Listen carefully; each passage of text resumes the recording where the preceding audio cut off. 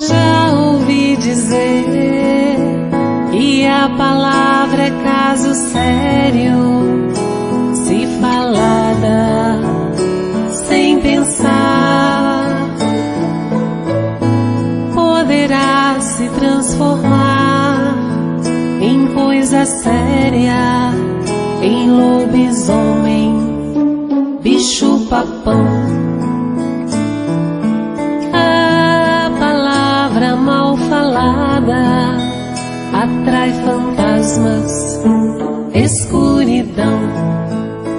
Mas sei também que a palavra bem falada ilumina o coração. Delicada e sem maldade traz consigo uma canção, vira doce emoção, vira doce emoção. Pense em amor, oh, oh, oh, oh. Fale em amor, oh, oh, oh. Palavras ao vento, cuidado, muito cuidado. Palavras de amor, seja por onde for. Palavras de amor perfumam, não trazem rancor. Pense em amor, oh, oh, oh. Pense em amor, fale palavras de amor. Por onde for, fale palavras de amor.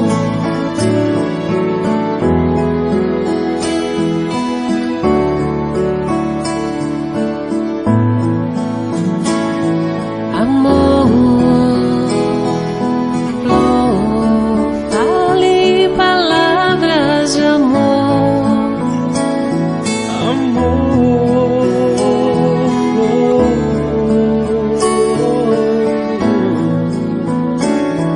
Amor,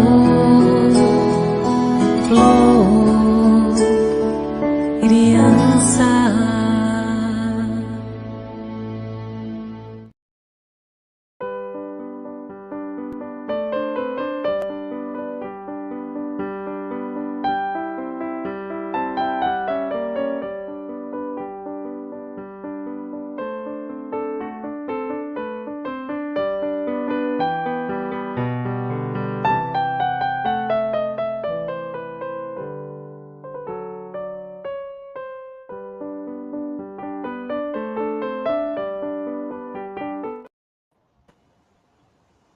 Boa noite a todos, sejam bem-vindos a 2024.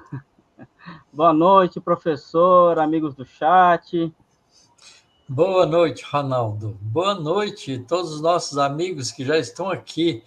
Hoje nós temos a Rosalina também, lá de São José do Rio Preto, a Helena, a Diná, Maria do Carmo, a Regina, Luciene, a Alessandra Garcia, com muita alegria de estar da Bahia, a Wanda Garcia, Valdiceia, Vera, nosso espanhol está aí, a Selva Brasileiro está aí firme também, que bom. E a Kátia, né, que foi a primeira que chegou aí. A Kátia foi a primeira que chegou, muito bom. E está aí também a Antônia, a Francisca, a Valéria, a Nilce, Diná, Rafael, a Josefa, aí de Santos. Muito bom.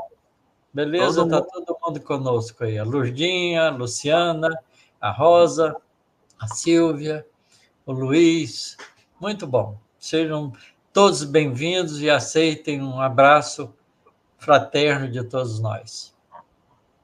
E para começar mais um ano de estudo, né, professor, aqui no canal do IGESE, onde transmitimos com a parceria do Centro Espírita Chico Xavier, a Rádio Web Fraternidade, a Rede Amigo Espírita, pelos canais do YouTube e do Facebook, onde estudamos a obra Evolução em Dois Mundos, de André Luiz, de Valdo Vieira e Chico Xavier, pelo espírito de André Luiz, né, com o senhor aqui presente novamente, firme e forte, para um 2024 aí de muitos estudos, professor. Como é isso aí, mas de senhor eu não tenho nada. Com você, com você. Eita, isso. E, professor, como é de prática... Eu só era senhor quando eu era aquele chefe feudal lá, bravo, judiando as pessoas, aí comprometendo a minha vida espiritual. Aí eu era senhor. Agora não sou mais, não. E na faculdade, professora, como é que chama? Era professora, senhora ou você? Professor e você. Então tá bom. Então, eu tinha esquecido, é que passou muito tempo, 2020. Foi o ano passado que eu falava você, né? Faz tempo. Mas estamos aqui novamente, a Ana nos bastidores, já fazendo os vídeos delas aí, como a gente pôde ver, muito bom. Certo. Muito bom, sim. E para iniciar, né, professor, como sempre, vamos à nossa prece.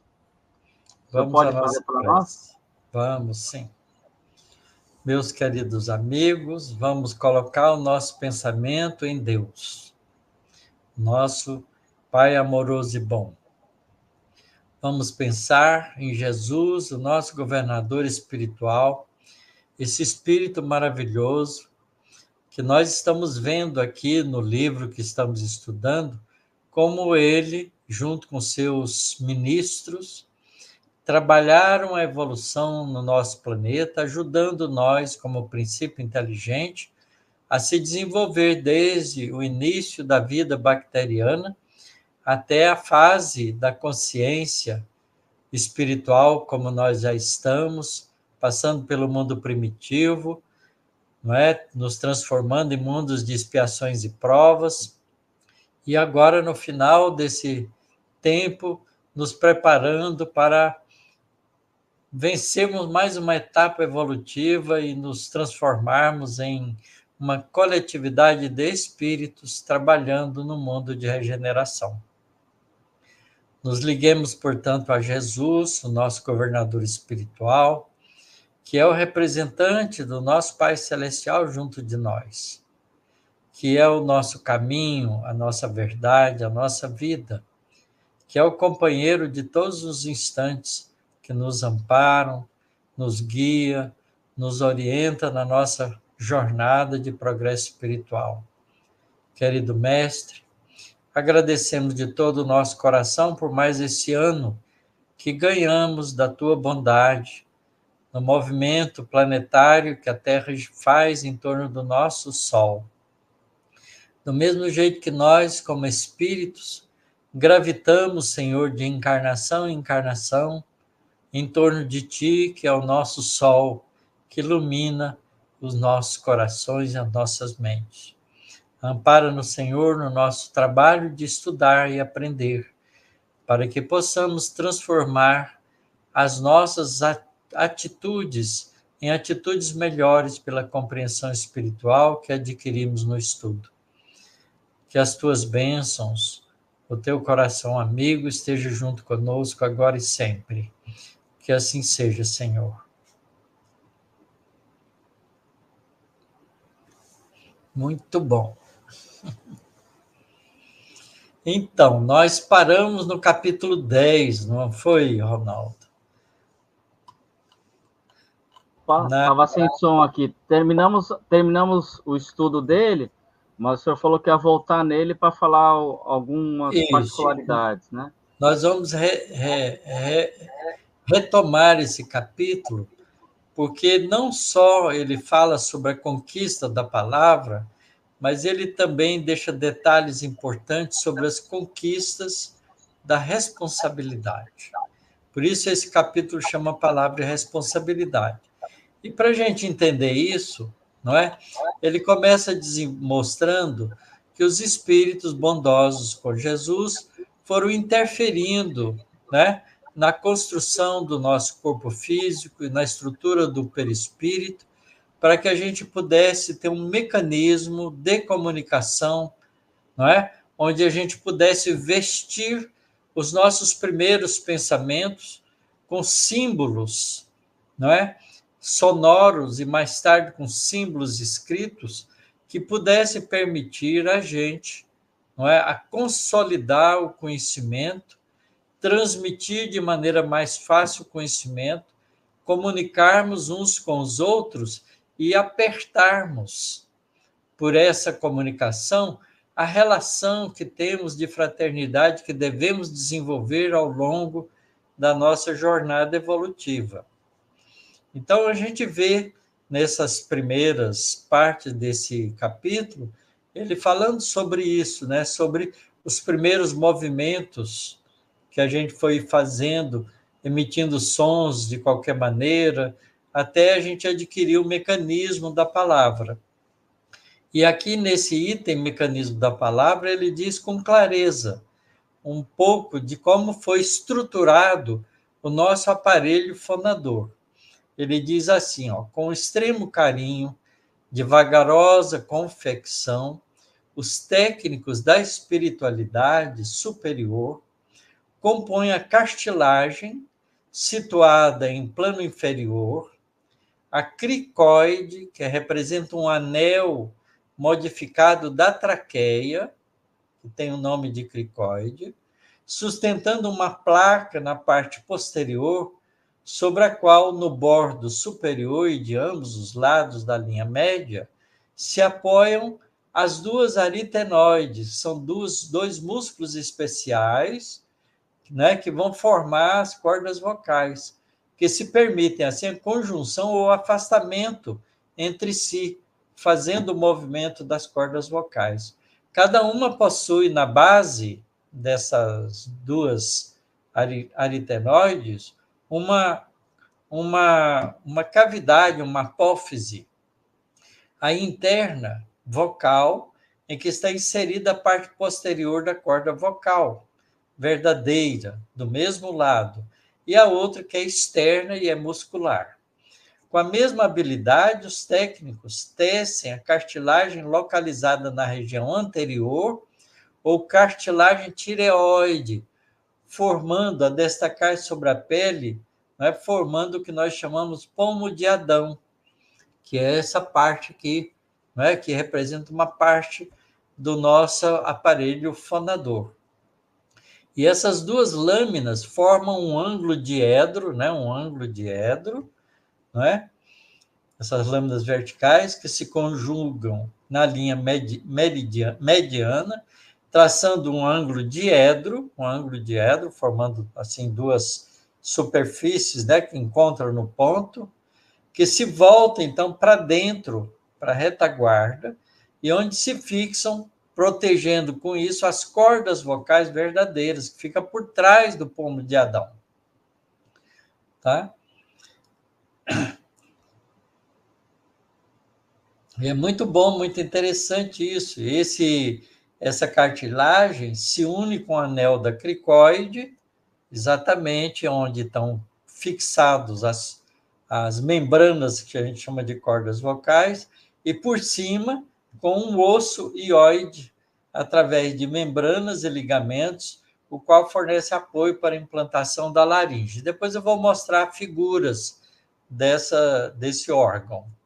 Acima das cordas vocais verdadeiras, surgem, né, outra membrana parecida, chamadas cordas vocais falsas, a limitarem com a parede os ventrículos laterais, são duas regiões espaçosas, chamadas ventrículos de Morgagni.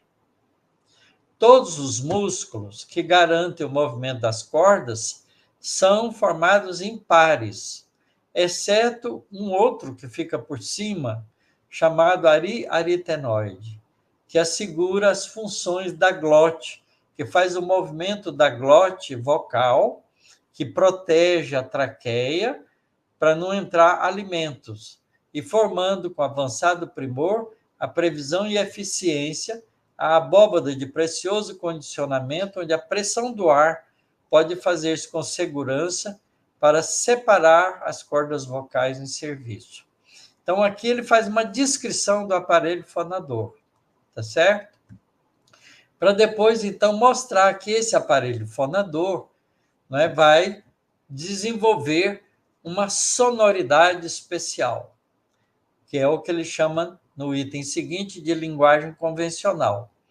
Aprende, então, o homem, com o amparo dos sábios tutores, dos espíritos superiores que trabalham com Jesus, que o inspiram a constituição mecânica das palavras, provinda da mente, a força com que aciona os implementos da voz, gerando vibrações nos músculos torácicos do peito, né?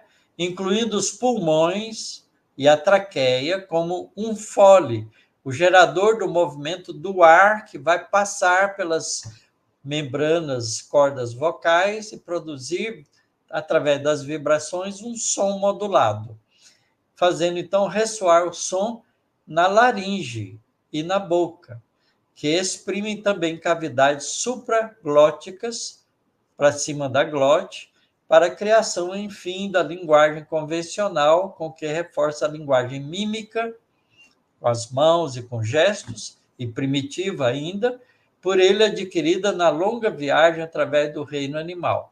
E, curiosamente, ainda hoje a gente associa, não é, o movimento, né, mímico com a conversa. A gente fala gesticulando com as mãos, fazendo sinais, né, dando, né, não só para fala, também um formato físico, porque a gente, com a gesticulação, tenta dar uma linguagem, não é, mais material para aquilo que a gente está pensando e vestindo com palavras.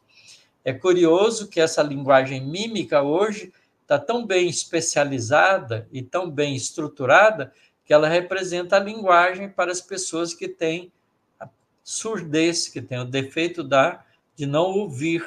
Então, eles entendem a fala pela movimentação. É uma linguagem, né, com a linguagem de sinais, uma linguagem mímica, que é a linguagem primitiva, mas que está sofisticada hoje, porque a gente desenvolveu gestos especiais, organizou isso de maneira tal que ele pode se tornar uma conversa universal. A esse modo natural de exprimir-se por gestos e atitudes silenciosos, em que derrama suas forças acumuladas de afetividade, satisfação, desagrado ou rancor, em descargas fluídico-eletromagnéticas para o corpo, de natureza construtiva ou destrutiva, superpõe a criatura humana os valores do verbo, articulado com que acrisola as manifestações mais íntimas, habilitando-se, então, a recolher, por intermédio de sinais especiais, de uma sinalética de linguagens, de sons, né, de convenções, de palavras, de letras, especial, na escala dos sons, a experiência dos irmãos que caminham na vanguarda, e aprendendo a educar-se para merecer esse tipo de assistência, que lhe outorgará o estado de alegria maior ante as perspectivas da cultura com que a vida lhe responde às indagações.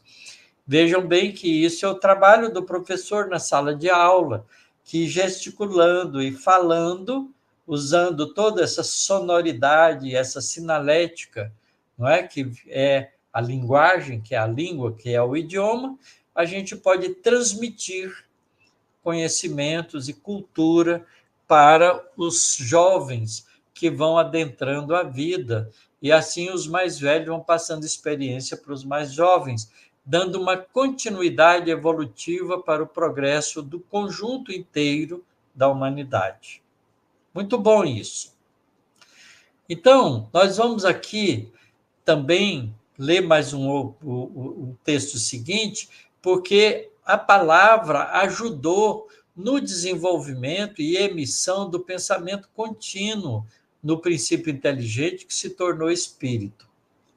Com o exercício incessante e fácil da palavra, a energia mental do homem primitivo encontra insopitável desenvolvimento por adquirir gradativamente a mobilidade e a elasticidade imprescindíveis à expansão do pensamento, que então, paulatinamente, se dilata, estabelecendo no mundo tribal dos homens antigos, ainda antropóides, todo um oceano de energia sutil em que as consciências encarnadas e desencarnadas se refletem sem dificuldade umas às outras, já, não é, adquirindo com isso os primórdios da consciência da individualidade, portanto, se tornando espírito, como nós já somos.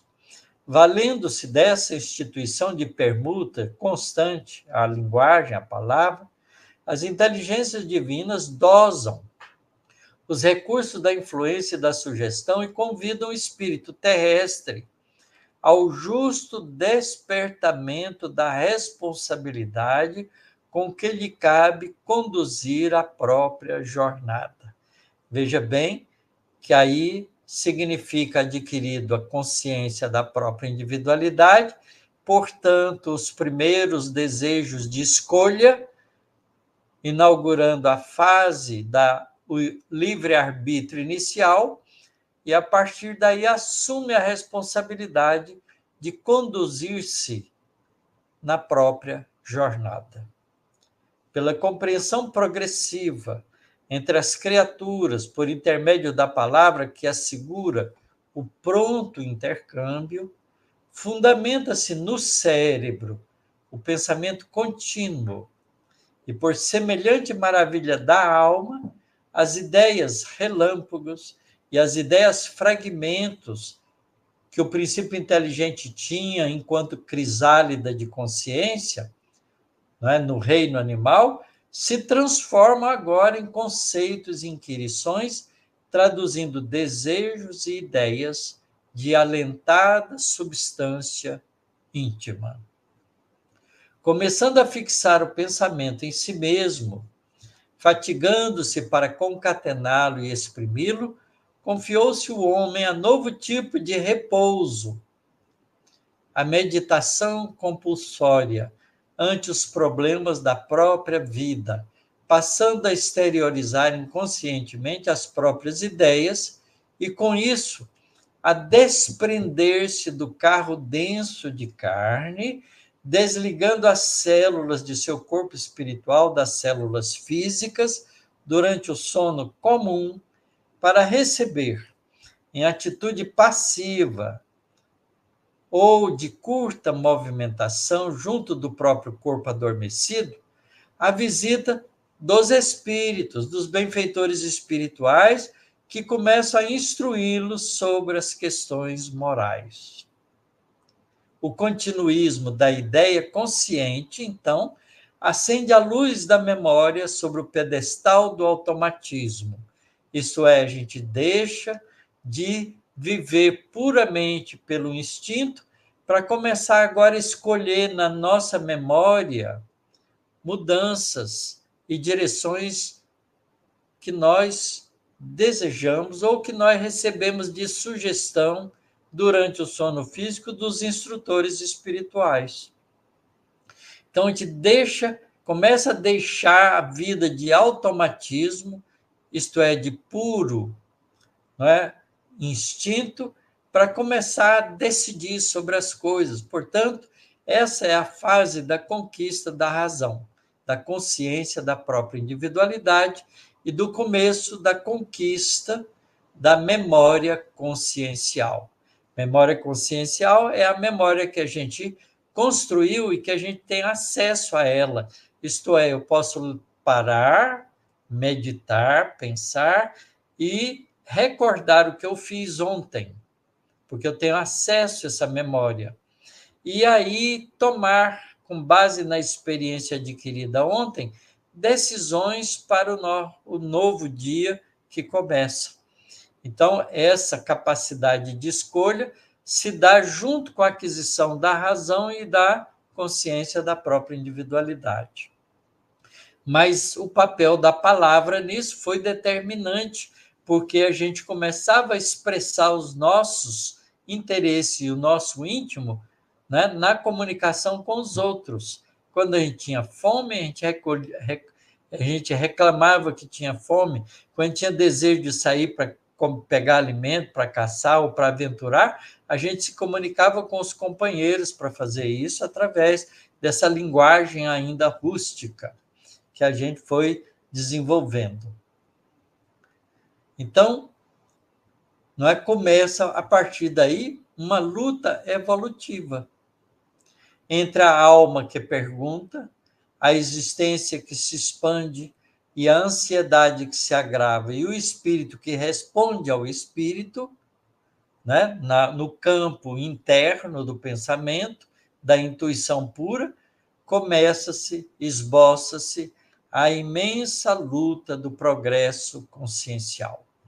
O homem que lascava a pedra e que se escondia na furna, escravizando os elementos com a violência da fera e matando indiscriminadamente para viver, instado agora pelos instrutores amigos que lhe amparam a senda, passou a indagar, questionar, perguntar sobre a causa das coisas.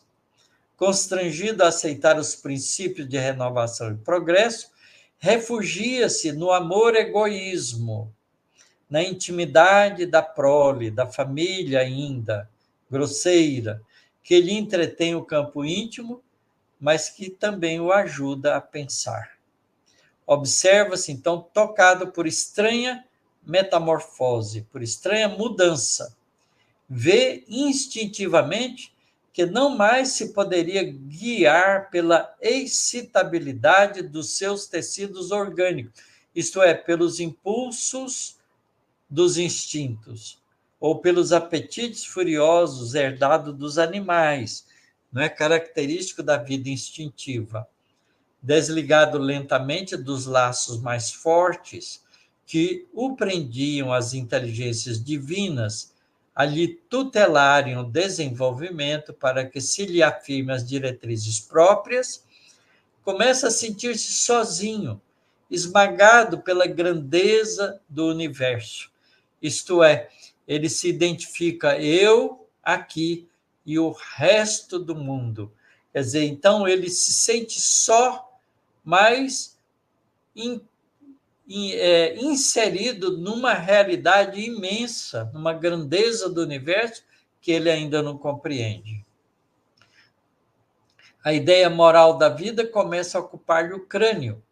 O sol propicia-lhe a concepção de um Criador, oculto no seio invisível da natureza, e a noite povoa-lhe a alma de visões nebulosas e pesadelos imaginários, vendo um céu estrelado incompreensível, dando-lhe a ideia do combate incessante em que a treva e a luz se digladiam entre a noite, não é? E o dia. Abraça os filhinhos com enternecimento feroz, buscando a solidariedade possível dos semelhantes na selva que o desafia. Mentaliza a constituição da família e padece na defesa do grupo, do lar. Os porquês ali nascerem fragmentares no instinto insuflam-lhe aflição e temor. Percebe que não mais pode obedecer cegamente aos impulsos da natureza, ao modo dos animais que lhe comungam a paisagem, mas sim que lhe cabe agora o dever de superar os mecanismos, como quem vê no mundo em que vive a própria moradia, cuja ordem lhe requisita apoio e cooperação.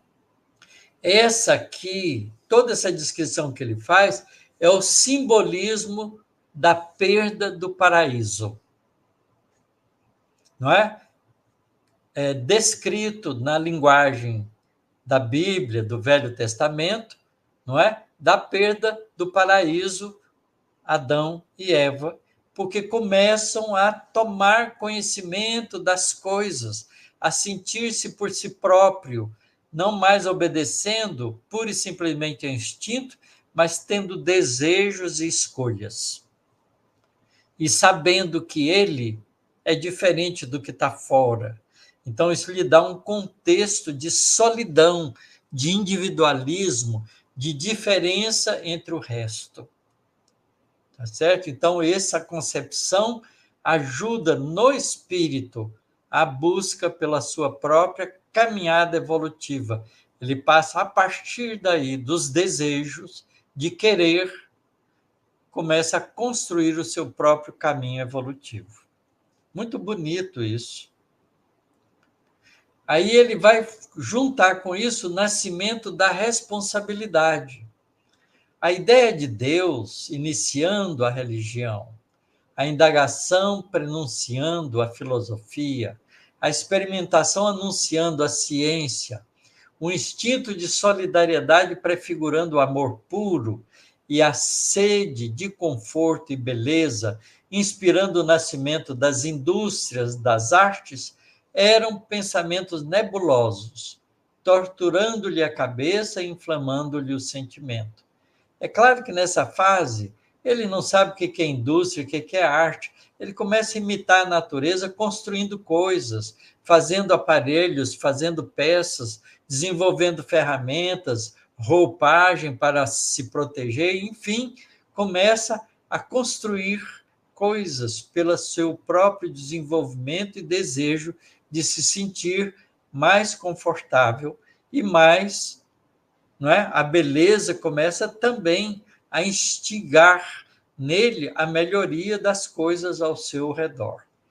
Nesse conceito de forças, a morte passou a impor-lhe angustiosas perquirições, e enterrando seus entes amados em sepulcros de pedra, o homem rude, a iniciar-se na evolução de natureza moral, perdido na desértica vastidão do Paleolítico, época da pedra lascada, aprendeu a chorar, amando e perguntando para ajustar-se às leis divinas, a se lhe esculpirem na face mortal e invisível da própria consciência. Foi então que, em se reconhecendo ínfimo e frágil diante da vida, compreendeu que perante Deus, seu Criador e seu Pai, estava entregue a si mesmo, era dono de si próprio, era artífice da sua própria vida, escolhia o que queria fazer. Mas com isso também vem junto o princípio da responsabilidade, que nasce simultaneamente com o desejo de fazer. É lindo esse trecho do André Luiz, muito bonito, não é? Mostrando para a gente que essa evolução foi se dando passo a passo. E para a gente, então, ver como é que a fala foi muito importante, vamos descrever um pouco, não é? O nosso aparelho fonador. Então, eu vou apresentar aqui para vocês algumas coisas que eu tirei aí do Wikipédia, basicamente, de outros lugares, mas basicamente do Wikipédia, para a gente conhecer o nosso aparelho fonador. Não é o aparelho fonador humano, é denominado, então, aparelho fonador, o conjunto de órgãos responsáveis pela produção da fonação, do som, da fonação humana. São eles os seguintes, são constituídos por várias partes do nosso organismo. O primeiro deles, importante, são os pulmões, porque cada um de dois órgãos respiratórios, o direito e o esquerdo, que estão situados em cavidades laterais do tórax, em cima de uma membrana que separa o nosso pulmão da parte digestiva do nosso corpo, não é? Que é o diafragma, fica por cima do diafragma, e está revestido por tecidos, por um tecido fino chamado pleura, uma espécie de tecido esbranquiçado, fininho, um véu, né, de colágeno, que é bem rígido e que protege o pulmão, e esse pulmão está dividido em lobos. A função dele é promover as trocas gasosas, fornecendo oxigênio a todo o corpo e eliminando, através do processo respiratório, o gás carbônico.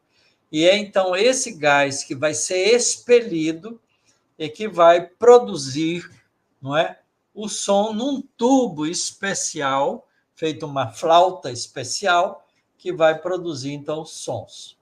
Esse tubo é a traqueia. Começa no pulmão, como a traqueia. É o condutor, situado na frente do esôfago, diferente do esôfago.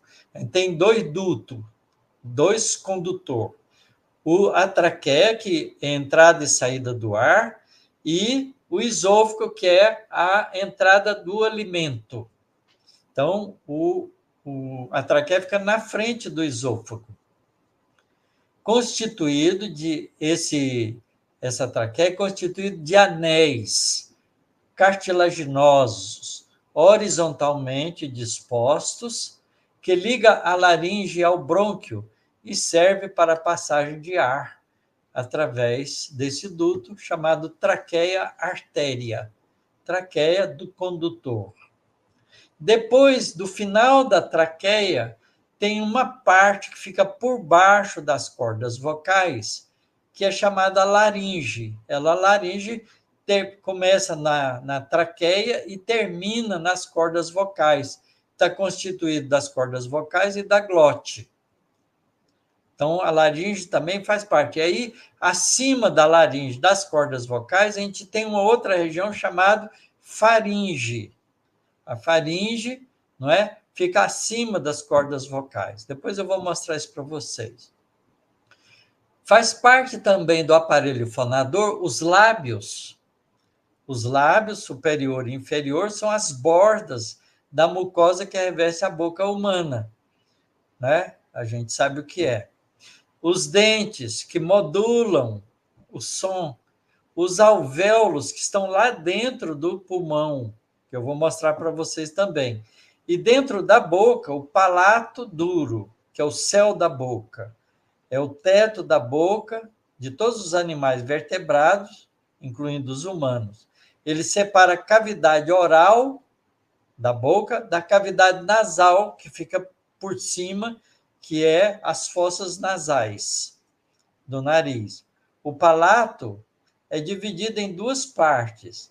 A parte óssea anterior, chamado palato duro, e a parte mole posterior, chamado palato mole ou véu palatino.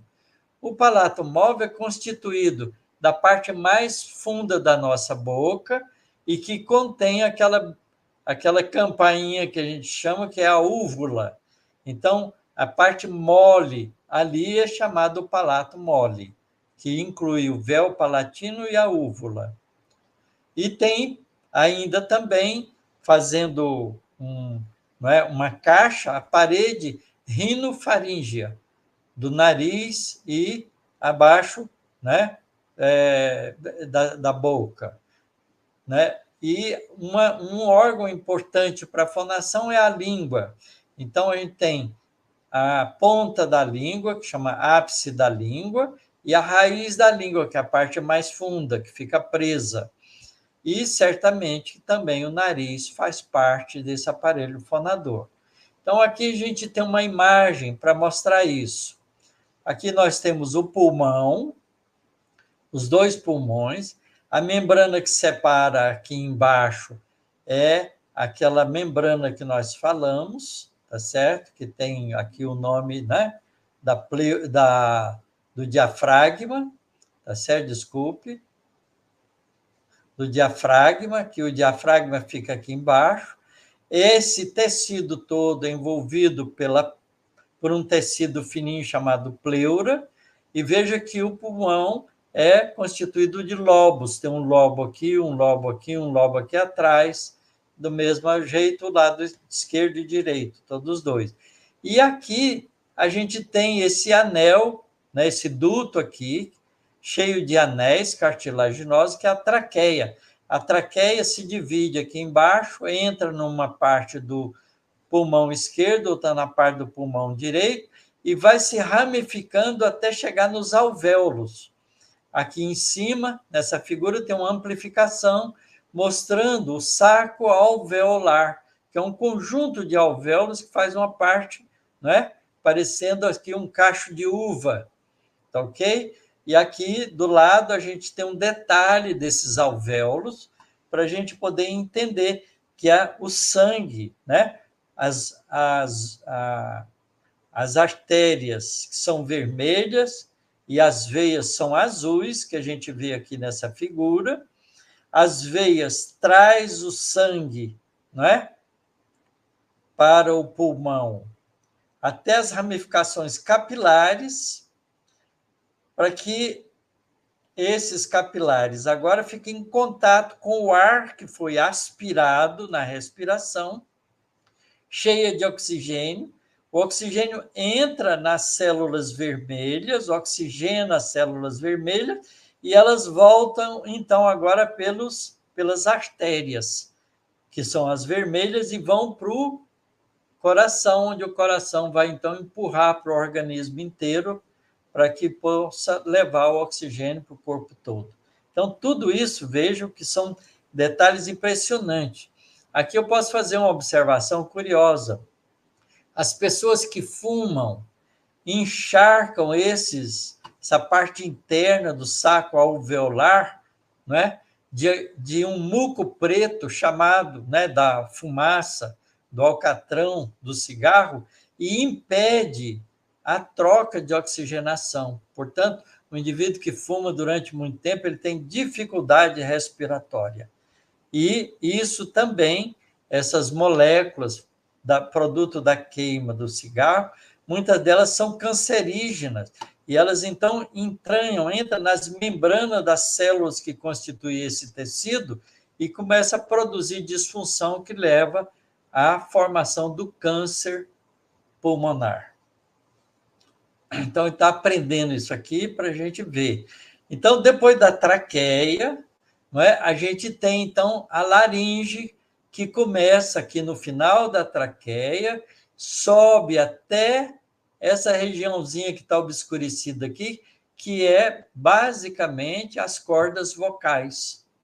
E aí, a partir de cima das cordas vocais, a gente tem a faringe, que é constituída por toda essa região do duto. Então, aqui vocês vejam que aqui em cima, né, tem uma bifurcação, vai para a boca e vai para a fossa nasal.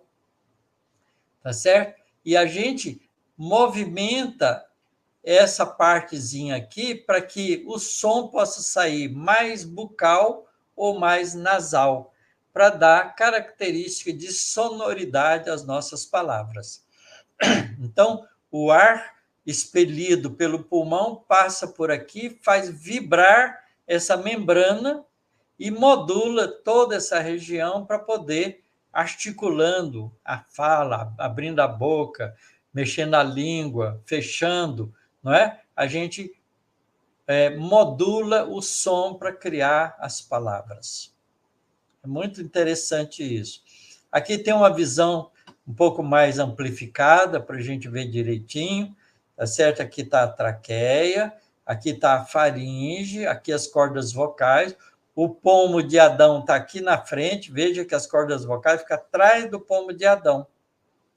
E aqui, olha, que a gente tem aqui atrás, a gente tem, quando a gente come, o alimento entra por aqui e vem pelo esôfago, que é esse duto aqui. E a gente tem aqui uma glote, que é uma espécie de mãozinha que fecha ou abre, não é, a traqueia para não deixar o alimento entrar na traqueia. Tá certo? E ir para o esôfago. Às vezes a gente engasga e algum alimento pode entrar por aqui e criar problemas para a gente. Aqui está ampliado o saco alveolar, aqui a fossa nasal inteira, aqui a boca, os dentes, a língua, que está aqui, ó, veja, isso aqui é a língua, né? E aqui no fundinho, essa aqui é a tal da úvula que a gente tem aqui no final, tá certo? Aliás, a úvula está aqui em cima. Aqui é a úvula, né, que aparece aqui.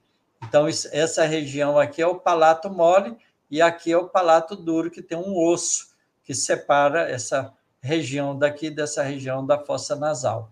E aqui, olha, está uma fotografia das cordas vocais. A gente pensa que as cordas vocais são cordas, não é bem corda. É uma membrana que abre esse duto ou fecha, certo? Ele pode ficar fechadinho. Quando a gente não está falando, ele fica fechado. Completamente fechado. E vocês vejam que ele tem aqui uma musculatura aqui e outra aqui. Essas são as musculaturas, né, que ele chama de aritenoide, são em par. E isso aqui estica, é puxado para lá e fecha, não é? Desculpe. E fecha, ou abre. A gente controla essa musculatura para abrir e fechar e modular o som saindo por aqui. Ok? Aqui é uma visão externa da laringe com a faringe. A laringe está aqui embaixo, aqui está o pomo de Adão, aqui dentro, por trás, está as cordas vocais, e aqui, olha, aqueles dois lobozinhos que a gente mostrou, essa musculatura que se apoia aqui na cartilagem, tá vendo? E apoia lá atrás, numa outra estrutura óssea, que segura esse músculo, para ele poder fazer a contração abrindo e fechando as cordas vocais e fazendo elas vibrarem. Ok? E a gente tem toda uma estrutura de ligamento, né, de membranas que protege toda essa região. Tem os ossinhos ióides que mantêm a estrutura, né, dessa construção sólida que se liga com a boca. Né? Então, é toda uma estrutura que foi evoluindo ao longo do tempo, chegou a essa preciosidade que permite a gente falar. Então, o ar é expelido dos pulmões por via dos brônquios, né, que são aquelas ramificações parecido com uma árvore que forma os alvéolos, penetra na traqueia e chega até a laringe. E a abertura entre as duas pregas musculares das paredes superiores da laringe, conhecida como o nome de cordas vocais. O fluxo de ar pode encontrá-la aberta ou fechada. Se estiver aberta, o ar força a passagem através das cordas vocais retesadas, fazendo-as vibrar e produzir o som musical característico das articulações sonoras. Se estiver fechada, a musculatura está relaxada. Então, as cordas vocais estão relaxadas, o ar se escapa sem vibrações da laringe e as articulações produzidas denominam-se, portanto, de surdas. É quando a gente não está falando, está só respirando. O ar está entrando e saindo, passando por ali, mas mantendo, não é, as cordas vocais relaxadas, por isso não produz som. O fluxo de ar pode encontrar as cordas vocais fechadas ou abertas em virtude de estarem aproximados ou afastados os bordos, aquelas duas musculaturas das pregas vocais. Certo? No primeiro caso, o ar força a passagem através das pregas vocais retesadas, fazendo-as vibrar. Ok? No segundo caso, relaxadas, as pregas vocais de ar se escapam sem vibrações. E essas articulações, então, são chamadas de surdas. A distinção entre a sonora e a surda pode ser claramente percebida na pronúncia de duas consoantes que, no mais, se identificam. O B é sonoro, o P é surdo. B, P. Veja como a sonoridade é diferente, porque as cordas vocais estão, não é? Ou na forma sonora, aberta, ou na forma mais fechada, forma surda. Ao sair da laringe, a corrente expiratória entra na cavidade faríngea por cima da membrana das cordas vocais, tem uma encruzilhada que lhe oferece duas vias de acesso ao exterior, o canal bucal e o canal nasal, que eu mostrei para vocês. Suspenso ao entrecruzar esses dois canais fica o véu palatino, que é um órgão dotado de mobilidade capaz de obstruir ou não o ingresso do ar na cavidade nasal e, consequentemente, de determinar a natureza oral ou nasal de um som. Veja que é um aparelho sofisticado, é bem sofisticado. Quando eu falo assim, eu ponho, né, essa membrana, desobstrui e o som passa pela fossa nasal. Fica um som nasalado do não, né, da maçã, ou o som aberto que passa pela boca, que é maca. Né? Vocês vejam que o som muda se é nasal ou não, porque ele está passando por uma cavidade ou por outra, ou por ambas. Quando levantado o véu palatino, cola-se a parede posterior da faringe, deixando livre apenas o condutor bucal. As articulações assim obtidas denominam-se orais. Né? Quando está passando só pelo condutor bucal, são orais. Quando abaixado o véu palatino, deixa ambas as passagens livres, tá certo? Então, a corrente expiratória se divide, uma parte dela escoa pelas fossas nasais, onde adquire a ressonância característica das articulações. Então, aqui tem um exercício para mostrar a distinção entre surdo e sonoro. Pode ser muito bem percebido na pronúncia de duas consoantes que, no mais, se identificam. P, surdo, B, sonoro. T, surdo, D, sonoro. Q, surdo, G, sonoro. A corrente expiratória, ao sair da laringe, entra na cavidade da faringe, que lhe oferece duas vias de acesso ao exterior, o canal bucal e o nasal, com a finalidade de determinar o som oral, bucal, e o som nasal. Pronúncia das vogais. Por exemplo, A e AN, lá, lã, mato, manto. Então, a gente vê claramente como é que funciona esse sistema, né, que a gente tem no aparelho fonador. A gente saber que tudo isso se desenvolveu ao longo de milhares de anos para conferir ao homem a capacidade da fala, para que ele pudesse intercambiar cultura e progredir mais rápido. Não é lindo isso? Então, esse é o capítulo lindo que nós vimos da palavra, né? O capítulo 10, palavra e responsabilidade. Claro que quando a gente adquire a consciência da própria individualidade, a gente adquire também a responsabilidade pelas escolhas. E a lei de causa e efeito vai mostrando para nós se a gente aprendeu, se a gente fez uma escolha boa ou ruim, porque as consequências nos mostram isso. A escolha boa traz alegria e prazer. As escolhas ruins traz sofrimentos e dificuldades. Vamos conversar. Nossa, professor, eu estou aqui de cara, né? Os mais jovens, porque a gente estuda muito a passar isso na escola, sei lá se é profundo, mas com a riqueza de detalhes que você nos passou, meu Deus do céu. Né? E aquela responsabilidade que você falou da palavra, né? Quer dizer, Deus nos proporcionou todo esse desenvolvimento, então a gente tem que saber usar ele com muita cautela, com muito amor, como estava na música lá da Elizabeth, né? É verdade. Aí a Kátia tem colocou razão. Assim, bom, assim não iremos jogar palavras ao vento. Olha, Kátia, únicas palavras ao vento que a gente pode jogar é a música de boa qualidade. Porque a gente pode e deve. Uma música cantada à voz humana é uma instrumentalidade linda para a arte, para a música. É muito bonito isso.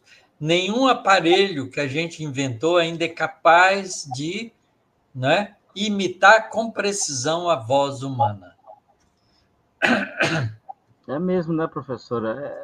Não, o ser humano, aquela hora que o senhor colocou ali do pulmão, dos alvéolos, né, a complexidade que aquilo não cabe na mente, né? Porque se pegar o oxigênio do ar, colocar na corrente sanguínea, né? É um negócio... É muito bonitinho tudo isso.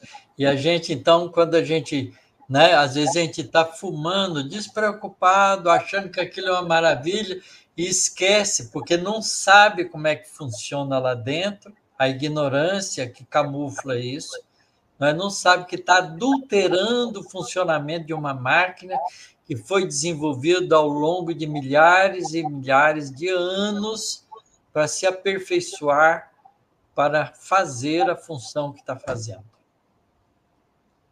Então, aquilo que Jesus diz, conhecereis a verdade, e a verdade vos libertará. Então, o pior problema que nós carregamos conosco é a ignorância.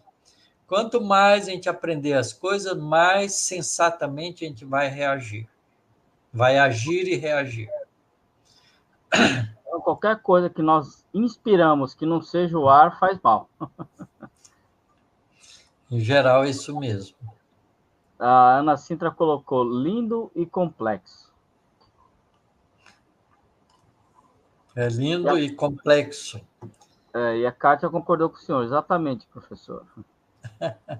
Professor, aqui a gente não tem nenhuma pergunta aqui no chat, né? A Kátia colocou um comentário aqui, ó. Pior de tudo é ser fumante passivo. Sofri muito com colegas de trabalho, fumantes ou não.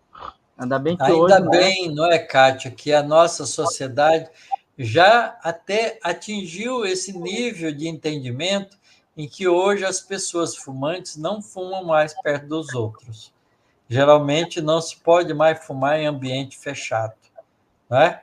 E geralmente, mesmo em ambiente público, né, as pessoas têm vergonha de fumar, a maioria das vezes. Então, a pessoa hoje quase que fuma escondido. Restaurantes, hotéis, né? Tudo proibido agora, né? Graças a Deus.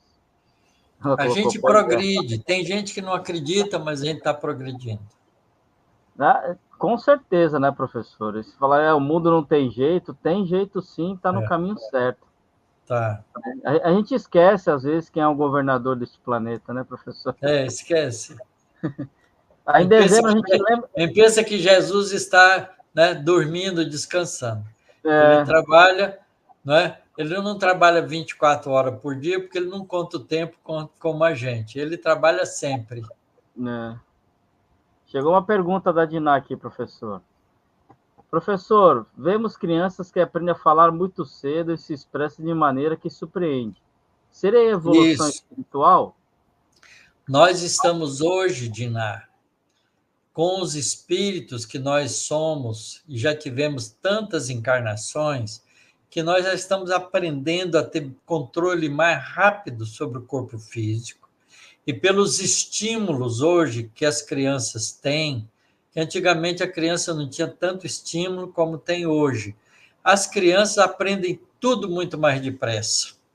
E é verdade que elas estão aprendendo a falar com muito mais rapidez, e a gente vê que o espírito devagarinho, de encarnação para encarnação, vai aprendendo a controlar o organismo cada vez mais cedo, mesmo ele não estando ainda pronto em informação, mas já o espírito que já experienciou milhares de encarnações, já sabe controlar o corpo e já está fazendo isso com consciência.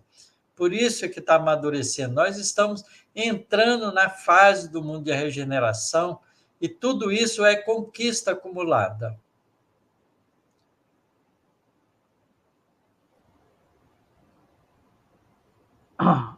Ô, professor, a gente não tem... chegou um comentário aqui.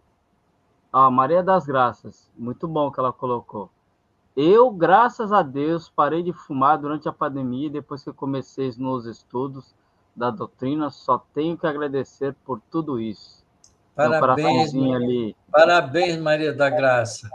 Um beijo no seu coração. Continue firme.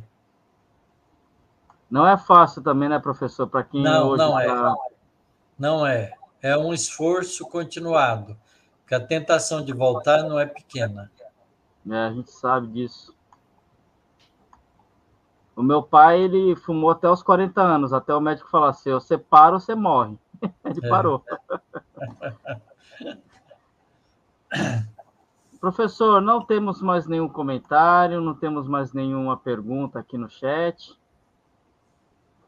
A Cátia colocou mais um comentário agora. É verdade, esse progresso das criaturas está vizinho. Tenho um filho com 30 anos e falou com 1 ano. Vejo que o progresso já está faz tempo. É verdade isso. Eu tenho minhas filhas, a maior parte das minhas filhas começou a fazer frase com 2 anos de idade. Juntar 3, 4 palavras para fazer frase. As crianças começam a aprender a falar palavrinha solta. Depois vão aprendendo a juntar uma com outra, né? E depois forma a frase. Com 2 anos forma a frase. Como eu tive 7 filhos, tenho 7 filhos, eu acompanhei esse desenvolvimento de todos os 7. Foi mais ou menos parecido. Mas eu tenho um neto que, com 1 ano e meio, ele já conseguia fazer frase inteira.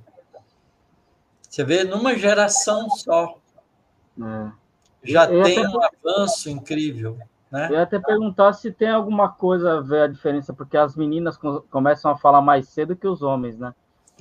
Os meninos. Costuma ser. Aqui a Francisca colocou uma pergunta aqui, professor. Professor, Chico necessitou muito de Valdo para esta psicografia, não? Olha, Francisca, metade do livro foi psicografado pelo Chico, metade do livro foi psicografado pelo Valdo. Aliás, ele tem vários livros do André Luiz que é parceria Chico e Valdo Vieira, certo? Vários deles. Depois o Chico teve, o Valdo Vieira teve livros sozinho também, não é? Ceareiros de Volta, por exemplo, é um livro psicografado só pelo Valdo Vieira. E é um livro lindo, maravilhoso. Então, o Valdo, enquanto estava trabalhando com o Chico, era tão bom médium quanto o Chico Xavier. Tão bom quanto. Você não distingue no capítulo par ou capítulo ímpar se a psicografia foi do Chico ou se foi do Valdo, porque é o André Luiz falando igualzinho, tanto num capítulo quanto no outro. Você não percebe diferença. Porque eram médiums, né, com a capacidade mediúnica muito adestrada. O problema é que o Valdo não quis continuar. Isso é a escolha. Todo mundo tem o direito de fazer o que quiser. O Chico Xavier, na encarnação passada dele, que ele trabalhou na construção, né, no trabalho da doutrina espírita, também não continuou. Trabalhou um tempo como médium e depois parou. Né? Segundo estudos de pesquisadores que a gente tem e que sabem, né, qual foi a encarnação que o Chico teve na época de Allan Kardec, porque ele colaborou como médium, colaborou na confecção das obras básicas. Então, mas só que parou no meio do caminho, não continuou. Então, agora, né, o Chico levou a sério o tempo integral, se dedicou a isso, e o Valdo passou um tempo dele fazendo isso. O Valdo é formado em medicina, ele era estudante de medicina na Faculdade de Medicina de Uberaba, trabalhou com o Chico, aprendeu, estudou a doutrina, desenvolveu mediunidade, trabalhou com o Chico bastante tempo, depois ele resolveu seguir o próprio caminho dele. Cada um tem direito de fazer isso, mas enquanto ele estava trabalhando com o Chico, a gente tem que reconhecer que ele é um médium fabuloso, que ele era um médium fiel, que ele deixou os espíritos escreverem mensagens lindas para nós, com toda a completeza dos espíritos. Então, é importante a gente reconhecer o valor dele. E, em vez de criticar, a gente respeita, porque todos nós temos o direito de escolher o que quiser na vida.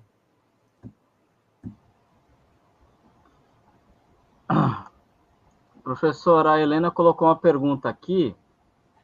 Costumo dizer que o instinto se transformou em experiências acumuladas e ninguém aceita. Estou errada? Mais ou menos. Não está errada, mas não está absolutamente certa. O instinto é o conjunto da memória automática que a gente desenvolveu ao longo do processo evolutivo no reino, não é? Abaixo da hominal.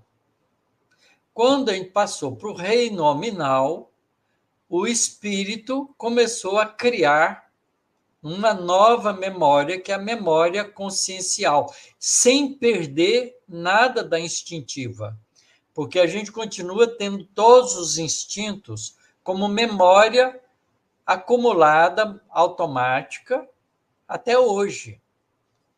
Há uma pergunta no Livro dos Espíritos, que o Kardec pergunta aos espíritos o seguinte: o homem deixará de ter um instinto e usará só a consciência? Os espíritos respondem: não. O homem nunca deixará de ter um instinto. Ele parará de usar um instinto porque a consciência e a razão lhe dá, quando evoluído, lhe dá todas as condições para ele não precisar mais dos processos repetitivos. Então, é importante que a gente entenda isso, que a gente não perde o instinto, só deixa de usar. Porque à medida que a gente vai usando a nossa razão junto com o sentimento, desenvolvendo esses dois valores como as asas espirituais para lançar voos cada vez mais altos, a gente vai deixando de usar o instinto. Então, daqui um milhão de anos, a gente já vai estar muito melhor, muito mais evoluído. Se você encarnar num corpo físico, o corpo físico, nos movimentos automáticos, vai agir instintivamente, porque a gente tem a memória instintiva ainda arquivada na estrutura perispiritual. Tá certo? Porque isso facilita a utilização do corpo. Mas todas as nossas atividades de decisão faremos com equilíbrio, sem precisar do instinto. Porque teremos já condições evolutivas para isso, para controlar plenamente o corpo, não é? Então, são dois recursos. Quer dizer, o primeiro recurso Deus nos oferece como um mecanismo de atingir a consciência da própria individualidade. A partir da aquisição da consciência da própria individualidade, nós tomamos a rédea do nosso processo evolutivo. Então, a gente vai acumulando conhecimento com consciência. E a gente faz as coisas, repete as coisas com esse conhecimento.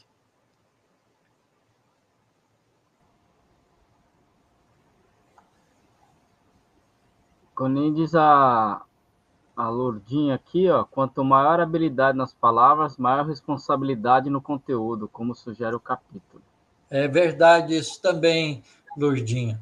Por isso, a gente que está aqui na doutrina, que se dispõe a fazer, não é, esclarecimentos da doutrina, tem que estudar seriamente a doutrina espírita para não criar compromisso de desvio com nossas próprias ideias à guisa de doutrina. A gente tem o direito de ter as próprias ideias, mas a gente tem que fazer a distinção. Olha, gente, o que eu vou falar agora é minha ideia, o meu jeito de pensar. Não é doutrina espírita, não. A gente não encontra isso nos livros, é o meu jeito de fazer. E aí você fala, pronto, você tem direito de fazer isso. Mas se você fala como se fosse da doutrina, aí você está fazendo doutrina. Isso tem responsabilidade séria. Porque se estiver errado, o compromisso é seu.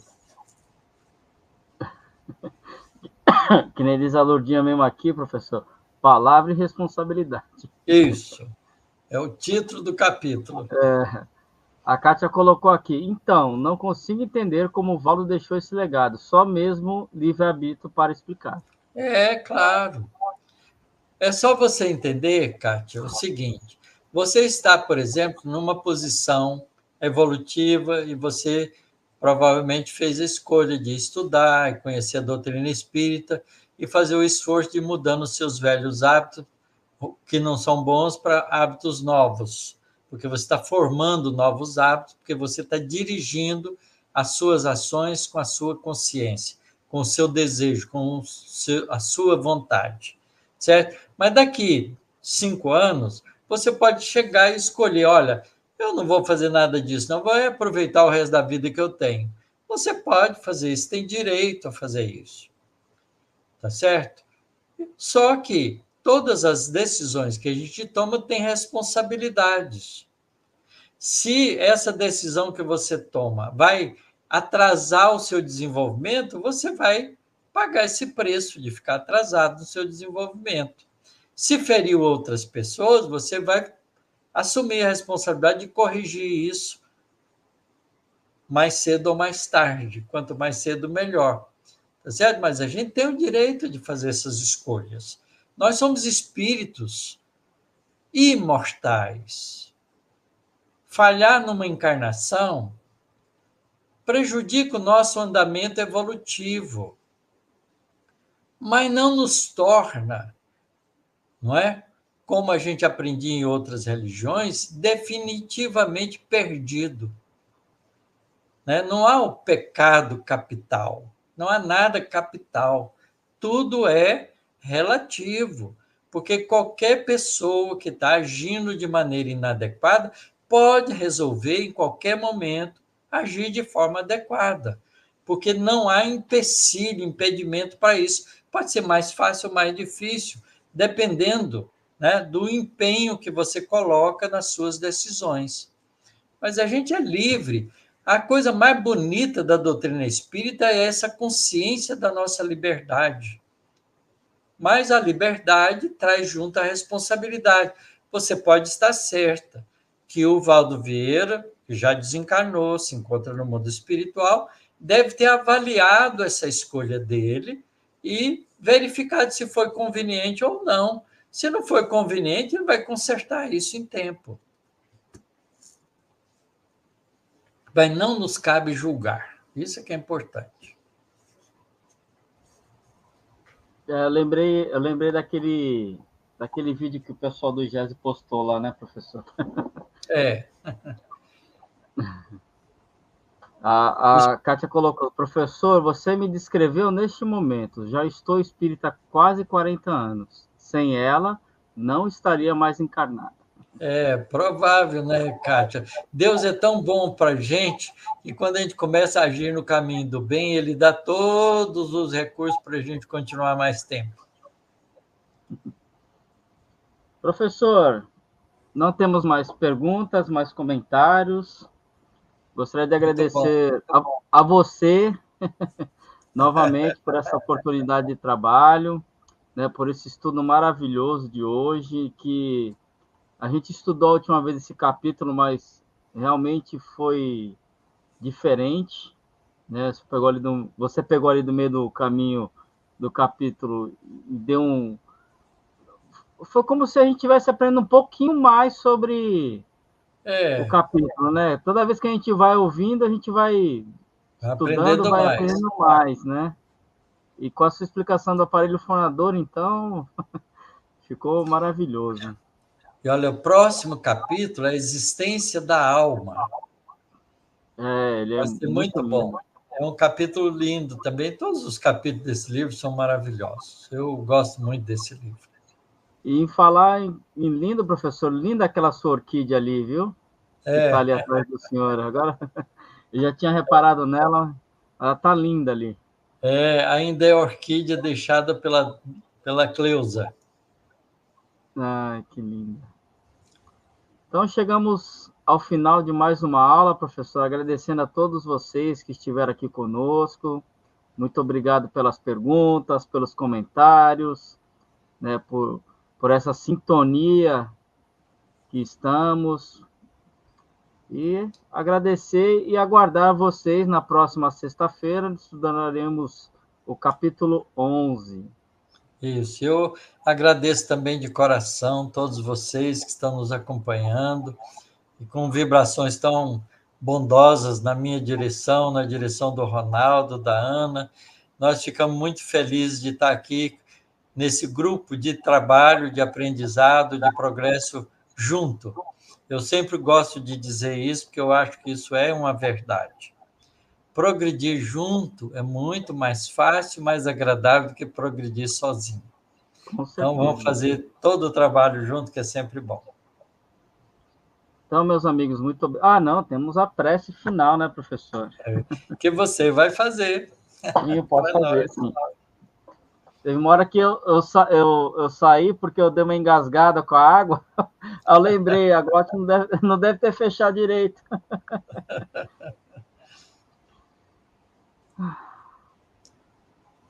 Então, elevemos nossos pensamentos, os nossos sentimentos de gratidão, de união, de amor, a Deus, nosso Pai, nosso Criador, a Jesus, nosso Mestre, nosso irmão, nosso amigo, a toda espiritualidade bondosa que nos ampara nesta encarnação, que nos intui, que está presente nos momentos que vivemos, nos amparando sempre.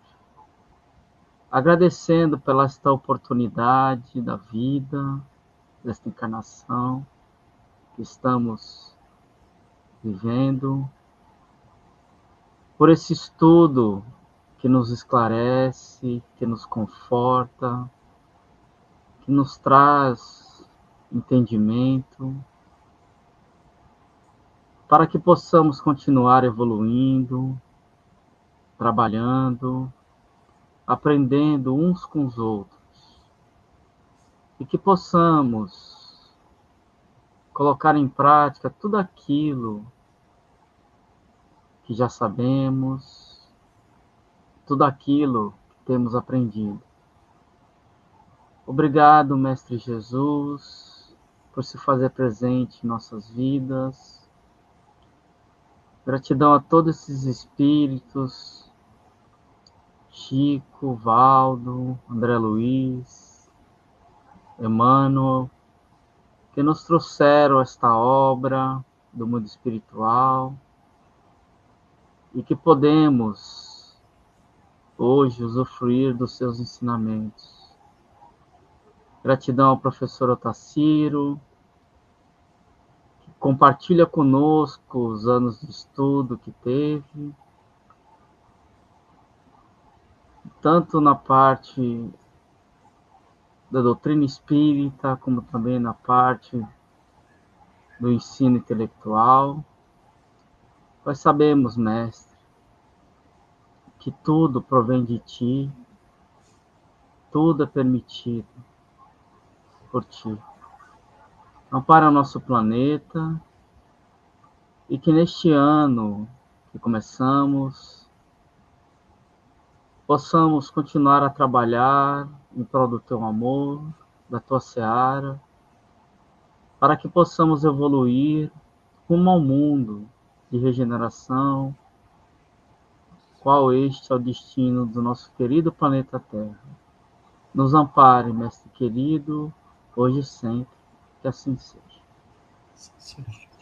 Muito obrigado, meus amigos, fiquem todos com Deus, um bom ano e até a próxima sexta-feira, com mais um abraço a todos da obra Evolução em Dois Mundos. Fiquem com Deus.